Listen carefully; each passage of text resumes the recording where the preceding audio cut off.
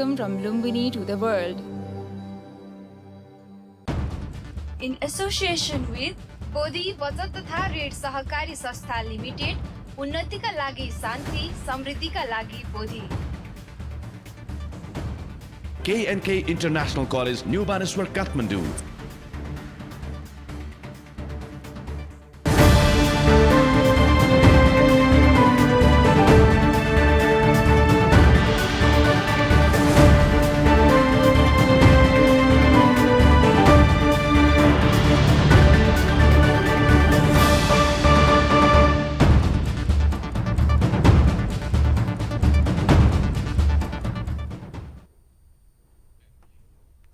नमस्कार, बोधी समाचारमा स्वागत छ। सुरु गरौं अहिलेसम्मका मुख्य समाचारहरूबाट। नेपालमा बुद्ध शिक्षाको विस्तारप्रति सरकार उदासीन। सरकारको उदासीनताप्रति सांसदहरू मौन। बौद्ध धर्म गुरुहरू बोल्नै सकेनन्।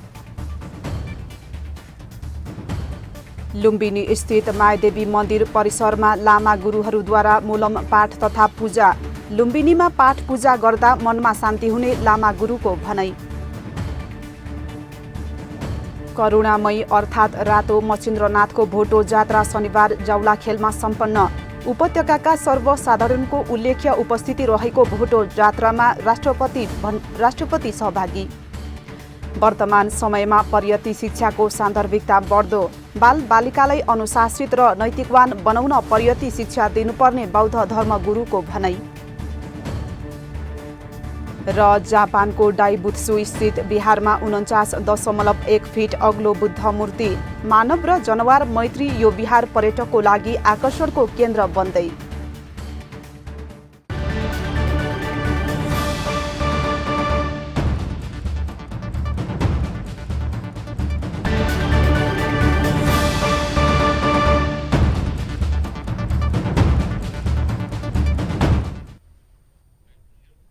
अब समाचार विस्तारमा।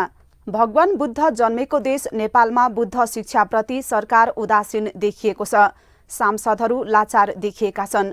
सरकारले प्रस्तुत गरेको वार्षिक बजेटमा बुद्ध शिक्षालाई व्यवस्था गरेर सरकारले बुद्धका अनुयायीहरूलाई निराश तुल्याउने काम गरेको छ।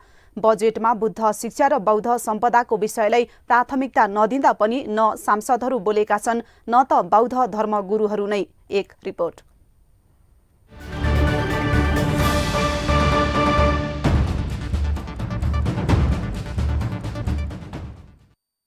सरकारले झन्डै 18 खर्ब बराबरको बजेट संसदमा प्रस्तुत गर्यो। आगामी आर्थिक वर्षका लागि विभिन्न शीर्षकमा विनियोजित यो बजेटमाथि अहिले दिनहुँ संसदमा छलफल चलिरहेको छ। अर्थमन्त्री जनार्दन शर्माले प्रस्तुत गर्नुभएको बजेटमाथि सत्ता पक्ष र प्रतिपक्षले प्रश्न उठाउन र सम्बन्धित मन्त्रीहरूले जवाफ दिने काम पनि भइरहेको छ। छलफलको अधिकांश समय एक अर्काप्रति आरोप प्रत्यारोपमा नै बित्ने गरेको छ। नेकपा एमाले लगायत विपक्षीहरूले यो बजेट भएन, पक्षपात गरेर ल्यायो, अघिल्लो सरकारको नक्कल गरेर बजेट ल्यायो भनेर आरोप लगाइरहेका छन्। सत्तापक्ष नेपाली काङ्ग्रेस लगायतका सांसदहरू यो बजेट ठिक छ, सरकारले नयाँ कार्यक्रम ल्याएको छ भनी अर्थमन्त्रीको बचाउका लागि बोलिरहेका छन्। यसलाई अझ बुझिने भाषामा भन्नुपर्दा बजेटको नाममा संसदमा सांसदहरूले तमासा देखाइरहेका छन्। कसको आवाज ठुलो छ भनेर ठुलो स्वरमा जुहारी खेलिरहेका छन्। 8% आर्थिक वृद्धि दरको लक्ष्यले नेपाली जनता र दात्री संस्थाहरूलाई झुक्क्याउने र नेपाली अर्थतन्त्रको विश्वसनीयता गुमाउने बाहेक अरू केही सकारात्मक नतिजा दिँदैन। पहिले निर्वाचित भएर आउँदाखेरि ऋण वैदेशिक र आन्तरिक कहाँ थियो, हामीले तिर्नुपर्ने वित्तीय व्यवस्थाको अवस्था के थियो र तपाईँहरूले छोड्ने बेलामा कहाँ पुग्यो, त्यसलाई ठन्डा दिमागले एकपल्ट हेर्नु भने त्यसको जिम्मा त हामीलाई लाउन सक्नुहुन्न नि। अरू सबै जिम्मा दिए हुन्छ, यो जिम्मा किन लाउनुहुन्छ? यो कता पनि जाँदैन, यो त्यहीँ बस्छ र यो अल्मलिएर बस्छ। यसले कुनै गन्तव्य लिनेवाला छैन र मुलुकलाई कुनै हित हुनेवाला छैन। श्रमिक पेसाकर्मीहरूको हक अधिकार सम्बन्धमा अधिकार सम्पन्न राष्ट्रिय श्रम आयोग गठन गर्ने, जनतालाई सर्वसुलभ सेवा प्रदान गर्न, सार्वजनिक संस्थानहरूको निजीकरण होइन सङ्घीय प्रणाली अनुरूप पुनर्संरचना गरेर 3वटै तहको स्वामित्वमा स्थानीय तहसम्म संरचना सहित विस्तार गर्नुपर्छ। व्यक्ति बलियो हुने निकै निजी क्षेत्रको सेटिङहरू राज्यलाई नियन्त्रण गर्ने राज्यले नियन्त्रण गर्न नसक्ने यो परिस्थितिमा मुलुक जाँदैछ, बचाउने कसरी? के यो सत्तापछि हामी प्रतिपछि यो देशको सबै हामी सचेत नागरिकको दायित्व होइन? सबभन्दा बढी यो चाहिँ बजेट आयातमुखी नै छ, निर्यातमा फोकस छैन। अर्कोतर्फ बजेटले एकदम वितरण गर्न खोजेको देखिन्छ, तर बजेटको वितरण एकदम कन्चुस पक्षपाती एउटा भान्से हुन्छ नि बाँड्दाखेरि, हो त्यस्तो भान्सेले बाँड्या जस्तो, कहीँ समन्यायिक पनि छैन, समानुपातिक पनि छैन। जनप्रतिनिधिहरूको थलो संसदमा बोल्ने सांसदहरू नै हुन्, यसमा कुनै विवाद छैन। जनताद्वारा निर्वाचित जनप्रतिनिधिले शासन गर्ने प्रजातान्त्रिक व्यवस्थामा हुने प्रक्रिया यही नै हो। प्रक्रिया सही भए पनि महत्त्वपूर्ण विषयलाई ओझेलमा पारिनु लज्जाको विषय हो। विश्वले अहिले शान्ति खोजिरहेको छ, नेपालले पनि अशान्तबाट शान्तिको बाटोमा आएको धेरै भएको छैन। सशस्त्र युद्धको सामना गरेर आएको नेपाल अब स्थायी शान्ति चाहन्छ। त्यो स्थायी शान्ति संसदमा भइरहेको अहिलेको जस्तो बहसबाट आउन भने सक्दैन। संसदमा शान्तिको लागि बहस भगवान बुद्धको दर्शनमाथि पनि केन्द्रित हुनुपर्छ। बुद्ध शिक्षाको विस्तार र बौद्ध सम्पदाको संरक्षणमा केन्द्रित हुनुपर्छ। तर संसदमा यी विषयमा कहिल्यै सांसदहरूले खुलेर बहस गर्ने साहस देखाउन सकेका छैनन्। जब मुलुकमा बर्बादीको अवस्था आउँछ वा सङ्कट आउँछ, अनि मात्र भगवान बुद्धको प्रतिमा खोज्दै शान्तिको कामना गरी दीप प्रज्वलन गर्न नेताहरू पुग्छन्। जब विदेशी आउँछन् अनि हामी त भगवान बुद्ध जन्मेको देशका नागरिक हौँ भनेर तिनै नेता आफूलाई चिनाउन पुग्छन्। कोही विदेशी पाहुना आए खुसी पार्न बुद्धको प्रतिमा नै चढाउन पुग्छन्। बुद्ध जयन्ती आएमा लुम्बिनी पुगेर ठुला ठुला भाषण गर्ने गर्दछन्। यहाँसम्म कि विदेशी नेतालाई लुम्बिनीमा बोलाएर भाषण गर्न लगाएर विश्वमा शान्तिको सन्देश दिन सफल भयौँ भनेर गर्व पनि गर्छन्। चुनाव आए भोट माग्न बिहार र गुम्बासम्म पुग्छन्। तर त्यही सरकार बुद्ध शिक्षाको विस्तारका लागि बजेटमा केही उल्लेख गर्न चाहँदैनन्। सांसदहरू बजेटमा बुद्ध शिक्षा र बौद्ध सम्पदाको विषय किन छुटाएको भनेर बोल्न सक्दैनन्। बोलेका छन् त बुद्ध शिक्षाको केही अभियन्ताहरू। सरकार र नेताहरू दुई जिब्रे कहिलेसम्म हुने? विश्वले मानिरहेको बुद्ध शिक्षा र बुद्ध दर्शनबारे संसदमा बोल्न सरकार र सांसदहरूलाई कसले रोक्यो? शान्तिकामी भगवान बुद्धका अनुयायीहरू यसको उत्तर खोजिरहेका छन्। News desk, Bodhi television. Lumbini स्थित मायदेवी मन्दिर परिसरमा लामाहरूले मोलम पाठ तथा पूजा गरेका छन्। लुम्बिनी तीर्थयात्रामा काठमाडौँबाट गएका लामा गुरु र उपासक उपासिकाहरूले मायदेवी मन्दिरमा मोलम पाठ गरेका हुन्। एक रिपोर्ट।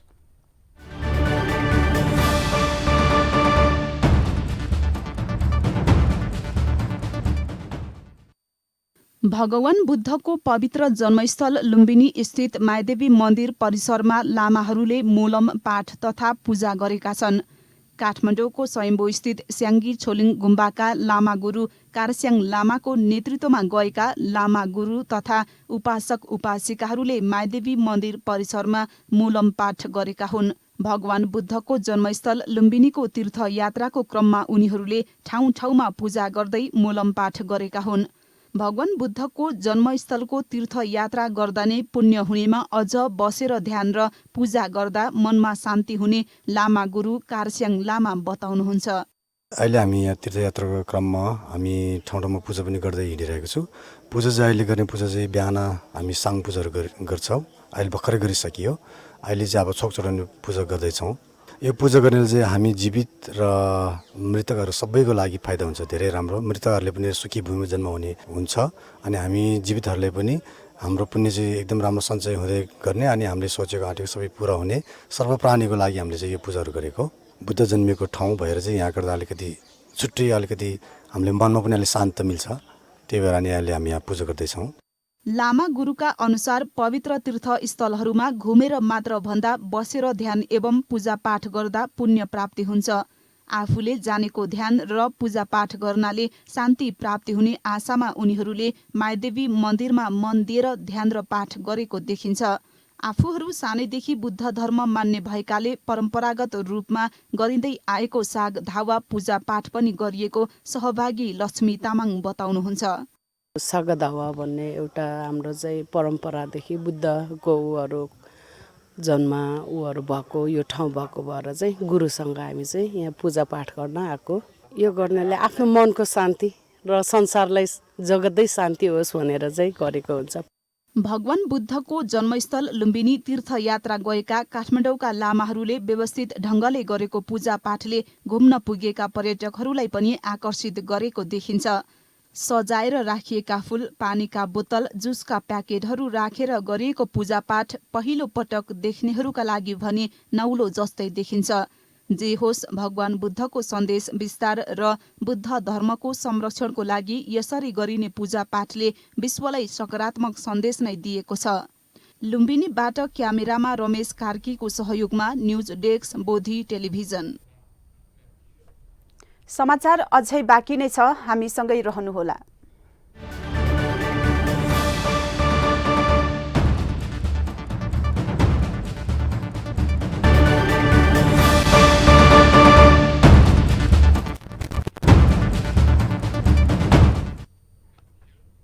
विश्रामपछि स्वागत छ। अब बाँकी समाचार। पद्मपाडी लोकगीतेश्वर अर्थात् रातो मचिन्द्रनाथको रथयात्रापछि शनिबार भोटो देखाइएको छ। करुणामयी अर्थात् रातो मचिन्द्रनाथको भोटो जात्रा शनिबार जौलाखेलमा सम्पन्न भएको छ। उपत्यकाका सर्वसाधारणको उल्लेख्य उपस्थितिमा भएको भोटो देखाउने जात्रामा राष्ट्रपति विद्यादेवी भण्डारी सहभागी हुनुभयो। रातो मचिन्द्रनाथलाई वर्षा र सहकालको देवताको रूपमा पूजिन्छ। ललितपुरमा परम्परागत रूपमा मनाइने रातो मचिन्द्रनाथको रथ यात्रालाई नेपालकै लामो जात्राको रूपमा लिइन्छ। ललितपुरको पुल्चोकबाट सुरु भएको रथ यात्रा नगरका विभिन्न टोलमा परिक्रमा गराई जौलाखेलमा पुर्याइएपछि भोटो देखाउने चलन छ। 4 ज्योतिषहरूको साइत अनुसार शनिबार जौलाखेलमा भोटो देखाइएको हो। जौलाखेलमा रथ पुर्याइएको 4 दिनपछि भोटो जात्रा देखाउने गरिन्छ। भोटो जात्रामा सहभागी स्थानीय रथ यात्रामा सहभागी हुनु पाएकोमा निकै खुसी देखिन्छन्। यस दिन सरकारले पनि सार्वजनिक बिदा दिने चलन छ। भोटो प्रदर्शनपछि पद्मपाडी लोकगीतेश्वरलाई खटमा राखी ललितपुरकै बुङमती लगी रथयात्रा समापन गर्ने गरिन्छ। मुस्ताङको लोमाङथाङ बौद्ध परम्परा अनुसार मनाइने ऐतिहासिक र सांस्कृतिक महत्त्वको तीजी पर्व सम्पन्न भएको छ। लोमाङथाङमा हरेक वर्ष ज्येष्ठ कृष्ण द्वादशीदेखि 3 दिनसम्म बौद्ध परम्परा अनुसार तीजी पर्व मनाउने गरिन्छ। यो तीजी पर्व लोवा समुदायले मनाउने सबैभन्दा ठूलो र प्रख्यात पर्व हो। लोमाङथाङ दरबारमा बौद्ध धर्मगुरु पद्मसम्बा रिम्पोछेको तस्बिर अङ्कित ठूलो आकारको थाङका प्रदर्शनी र बुद्ध धर्म अनुसार पूजापाठ हुने गर्दछ। 2 तले घर बराबरको उचाइ भएको थाङका वर्षको 1 दिन मात्र दरबारबाट बाहिर निकालेर सर्वसाधारणलाई पूजापाठ गर्न र अवलोकनका लागि खुला गरिने चलन रहेको छ। माटोको पर्खालभित्र रहेको 700 वर्ष पुरानो गुम्बा दरबार लोवा समुदायको संस्कृति र हिमाली जनजीवन लोमाङथाङको आकर्षण हो। मुस्ताङको परम्परा संस्कृति मात्र नभएर पर्यटक भित्राउने माध्यम पनि बनेको छ। विभिन्न पौराणिक तथा मौलिक नृत्य प्रदर्शन गरेर मनाउने पर्व पौराणिक कला पनि भन्ने गरिन्छ। लोमाङथाङ पर्व मनाउनको लागि बौद्ध धर्मावलम्बी मात्र नभई स्वदेशी तथा विदेशी पर्यटकहरूको पनि उल्लेख्य उपस्थिति हुने गर्दछ।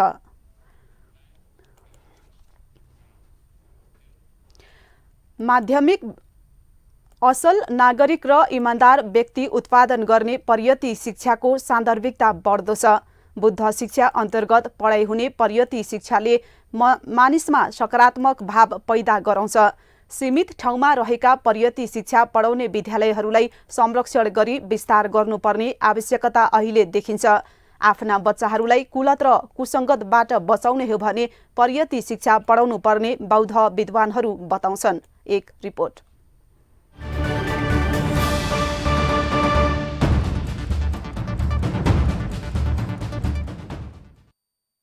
बुद्ध शिक्षाको सान्दर्भिकता अहिले पनि उत्तिकै छ। नागरिकमा असल आचरण सिकाउने भएकोले बुद्ध शिक्षाको सान्दर्भिकता र आवश्यकता विश्वभरि नै देखिन्छ। बुद्ध शिक्षा हरेक मानिसको जीवनमा आवश्यक पर्ने नैतिक शिक्षा हो। यसलाई बुद्ध शिक्षामा पर्यती शिक्षा भनिन्छ। यही महसुस गरेर अहिले हरेक स्कुल कलेजमा बुद्ध शिक्षाको पढाइको माग बढाउन आवश्यक देखिन्छ। नेपाल सरकारले विभिन्न तहमा बौद्ध विद्यालय सञ्चालन गरेको छ। पर्यती शिक्षा र बौद्ध दर्शन पढाइ हुँदै आएको छ, तर यसले व्यापकता भने अझै पाउन सकेको छैन। सीमित ठाउँमा परेती शिक्षा पढाइ हुने मध्येको एक हो ललितपुर स्थित यशोधरा बौद्ध माध्यमिक विद्यालय। पछि परेका महिलाहरूलाई शिक्षा दिने उद्देश्यले माधवी गुरुमाले 2013 सालमा यो विद्यालय सञ्चालनमा ल्याउनु भएको हो। आफ्नो घरबाट खर्च गरी सञ्चालनमा ल्याउनु भएको यो विद्यालयलाई 2018 सालमा सरकारबाट मान्यता प्राप्त भयो। यसरी सञ्चालनमा आएको यशोधरा बौद्ध माध्यमिक विद्यालयमा अहिले नेपाल भाषामा कक्षा 1 देखि 3 सम्म र नेपाली भाषामा कक्षा 12 सम्म पढाइ हुने गरेको छ।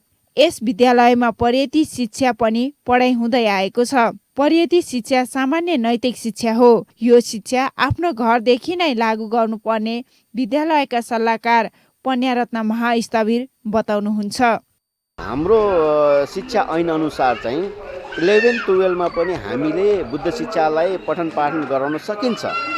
अब त्यसको लागि यो विद्यालयमा पनि केही योजना चाहिँ अहिले तयार भइसकेको अवस्था छ। 11-12 मा पनि त्यो बुद्ध शिक्षालाई चाहिँ एउटा विषयको रूपमा पठन पाठन गरेर जुन व्यक्ति यो 11-12 मा यहाँ बुद्ध शिक्षा पठन स्कुल स्तरीयमा त भइहाल्यो, 11-12 मा पनि पठन पाठन भइसकेपछि बिए लेभलको पनि बौद्ध शिक्षाको पठन पाठन चाहिँ हुन्छ। अब मास्टर लेभलको पिएचडी लेभलको त छँदैछ। त्यस कारणले गर्दाखेरि उच्च लेभलमा बुद्ध शिक्षा हासिल गर्नको लागि जुन यो पर्यती शिक्षा आदान प्रदान गर्ने क्रममा यो यशोधरा बौद्ध माध्यमिक विद्यालयले चाहिँ एउटा ठुलो भूमिका, अहम भूमिका निभाइरहेको चाहिँ मैले देखिरहेको छु। त्यो चाहिँ भविष्यको लागि अझ योभन्दा पनि सकारात्मक रूपमा चाहिँ अगाडि बढ्न सकिन्छ भन्ने एउटा आशावादी चाहिँ छु। यस विद्यालयमा अध्ययनरत बालबालिकाले नैतिक शिक्षा र बुद्धको उपदेश लिने भएकोले विद्यार्थीमा अनुशासित र सकारात्मक विचार धारणा रहेको विद्यालयकी प्रधानाध्यापक रमिला साके बताउनुहुन्छ। कालदेखि नै यहाँ नैतिक शिक्षाले त एकदमै ठुलो स्थान ओगटेको छ हैन। पहिले त भन्नै पर्दैन, सबजना एकदमै निकै नै अनुशासित अनि शील स्वभाव निकै राम्रो। उहाँहरू अहिले त विभिन्न देश विदेशमा र उच्च ओहदामा पुग्नु भएकाहरूले पनि आफूले जिन्दगीमा शिक्षा, यो नैतिक शिक्षा पाएर चाहिँ म साँच्चै नै भाग्यमानी छु भनेर भन्नुभएको छ। यसरी बुद्ध शिक्षाको विकास र विस्तारको लागि यो विद्यालयले विगत 66 वर्षदेखि योगदान दिँदै आएको छ। समाजमा बढेको छलकपटको अन्त्य गर्न पर्यती शिक्षाको आवश्यक छ। आफ्नो बाबु नानीलाई सानैदेखि पर्यती शिक्षा दिए उनीहरूलाई कुलत र कुसङ्गतबाट बचाउन सकिने बौद्ध विद्वानहरू बताउँछन्। पर्यती शिक्षा दिने यस्ता विद्यालयको सरकारी स्तरबाटै संरक्षण गरी अझ विस्तार गर्न जरुरी देखिन्छ। क्यामेरामा मनोज साईको साथमा सङ्गीता घिमिरे, बोधी टेलिभिजन, काठमाडौँ। समाचार अझै बाँकी नै छ, हामीसँगै रहनुहोला।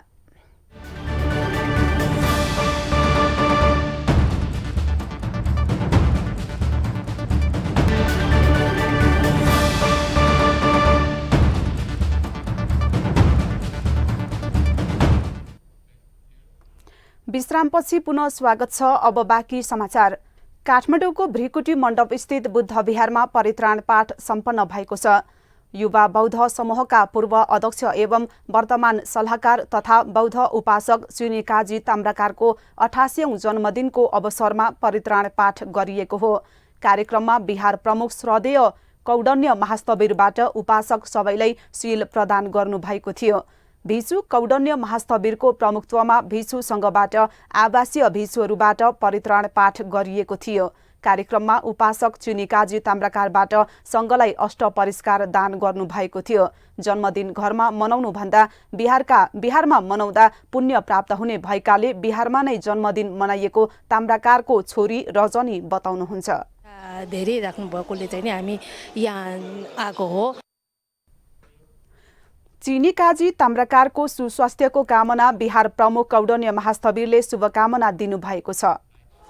चिनिकाजी ताम्राकार उहाँलाई 88औं शुभ जन्मोत्सवको उपलक्ष्यमा मङ्गल मैत्री कामना सहित उहाँलाई सुखी निरोगी सुस्वास्थ्य लाभ होस् भन्ने कामना गर्दछु। कार्यक्रममा दाता उपासक उपासिकाहरूबाट भिक्षुहरूलाई दान प्रदान गरिएको थियो। अन्तमा चुनिकाजी ताम्राकारको सुस्वास्थ्यको कामना गरी पुण्यानुमोदन गरिएको थियो। काठमाडौँ स्थित विश्व शान्ति विहारमा पर्यटन शिक्षा प्रशिक्षण प्रशिक्षक तालिम चलिरहेको छ। विश्व शान्ति विहारको आयोजनामा 4 दिने तालिम भएको हो। शिक्षण शिक्षिका व्यवस्थापन उपसमिति र नेपाल बौद्ध पर्यटन शिक्षा कार्यक्रम अन्तर्गत कार्यक्रममा विभिन्न 32वटा केन्द्रबाट 55 जनाले भाग लिइरहेका छन्। तालिमको उद्घाटन अखिल नेपाल भिक्षु महासंघका अध्यक्ष धम्मशोभनबाट भएको थियो।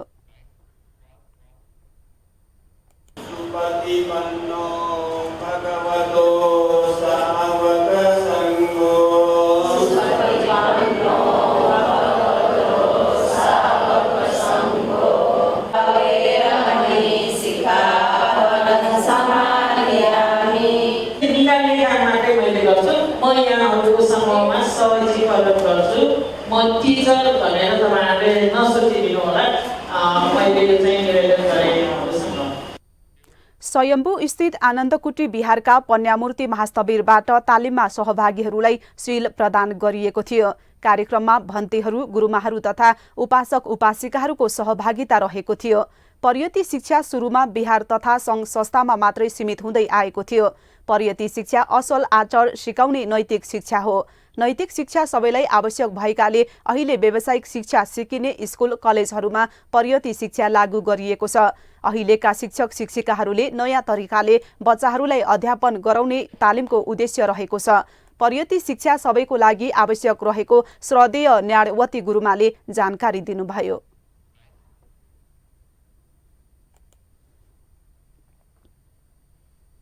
अनि यस तालिमको खास उद्देश्य अहिलेको शिक्षक शिक्षिकाहरूले नयाँ तरिकाले बच्चाहरूलाई अध्यापन गरोस्, ताकि उहाँले चाहिँ विभिन्न शिक्षण विधिहरू अपनाउन् अनि शैक्षिक सामग्रीहरू प्रयोग गरोस्। अनि त्यसपछि खेल विधि, विशेष त हामीले दिन लागेको खेल विधिबाट यसलाई उहाँहरू जाउन् भन्ने उद्देश्यले हामीले चाहिँ यो गर्न लागेका हौँ। यो तालिम जम्मा 4 दिनको हुनेछ। आज हाम्रो पहिलो दिन हो। यसरी चाहिँ 20 गतेदेखि 23 गतेसम्म जम्मा 4 दिनको हुनेछन्। नेपालमा पर्यटन शिक्षा नेपालका 5औं संघनायक श्रद्धेय बुद्धघोष महास्तवीरले विक्रम सम्वत 2020 सालमा शुभारम्भ गर्नुभएको थियो। अहिले काठमाडौँ उपत्यका लगायत विभिन्न जिल्लामा पनि पर्यटन शिक्षा पठन पाठन हुँदै आइरहेको छ। अब अन्तर्राष्ट्रिय समाचार।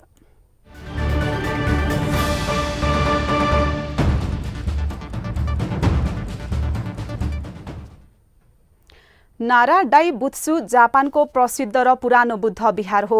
यो विहारमा 49.1 फिट अग्लो बुद्ध मूर्ति रहेको छ। यसलाई जापानीहरू ग्रेट बुद्धको रूपमा चिन्दछन्। यो मूर्तिको वरिपरि मृग खेल्ने पार्क रहेको छ। मानव मैत्री मात्र नभएर जनावर मैत्री पार्कको रूपमा रहेको कारण ग्रेट बुद्ध जापानमा यो आकर्षक पर्यटकीय क्षेत्रको रूपमा चिनिन्छ। बौद्ध धर्म अवलम्बीहरूको बाहुल्यता रहेको यस क्षेत्रका स्थानीयहरू आफ्नै प्रचलन अनुसार यो विहारमा बिहानको समयमा नित्य कर्म गर्ने गर्दछन्। दिनभर अनुयायी र धार्मिक पर्यटकले भरिभराउ रहने यस क्षेत्रमा मानिस मात्र नभएर जनावरहरू पनि रमाइरहेका हुन्छन्। शहरी कोलाहलबाट एकैछिन भए पनि मन बहलाउने उद्देश्यका साथ मानिसहरू यहाँ पुग्ने गर्दछन्। बिहारमा विभिन्न समयमा बृहत ध्यान कार्यक्रमको पनि आयोजना हुने गरेको छ। यस्ता कार्यक्रमहरूमा बुद्धका अनुयायीहरूको उल्लेख्य सहभागिता रहने गरेको बताइएको छ।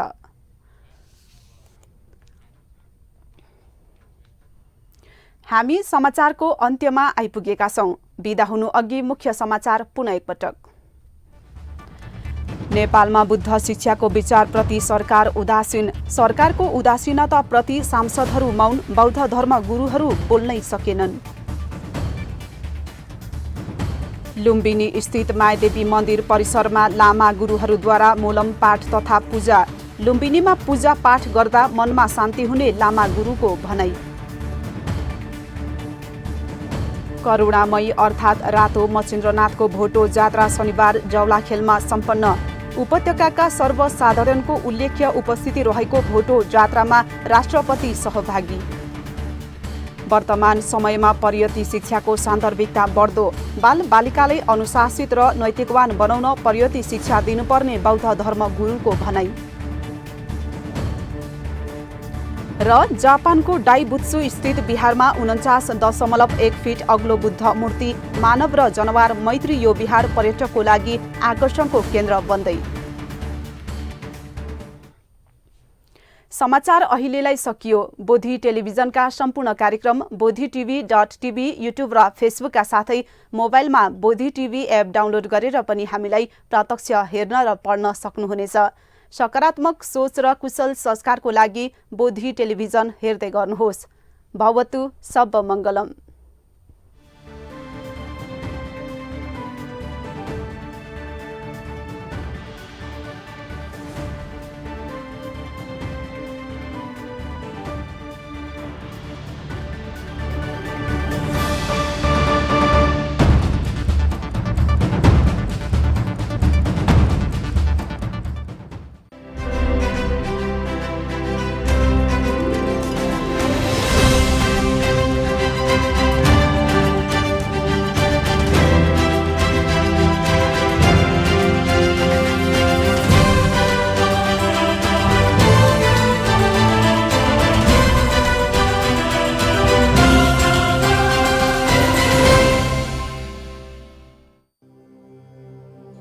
Buddhism from Lumbini to the world.